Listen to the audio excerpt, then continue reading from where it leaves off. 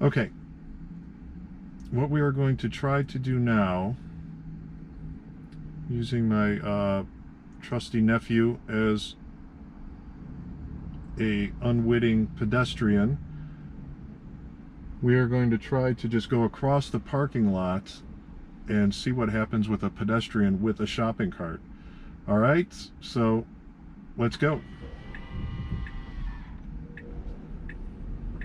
All right, on the move. And it's going, and here comes pedestrian. Ooh, and it stopped. Would it have stopped? Yeah, it stopped, but very close. Yeah, very close, but he was kind of running towards it. All right, now, yeah, he's still in the way. Car, yeah, backing up 34 inches away. Oh, look, I like how it's like getting aggressive with you now. It's gonna mess with you. It's just trying to go around you. Let's see, side angle. Oh, it doesn't even care. It doesn't even care on the side. I'm sure we need that Elon flamethrower. We gotta take care of that.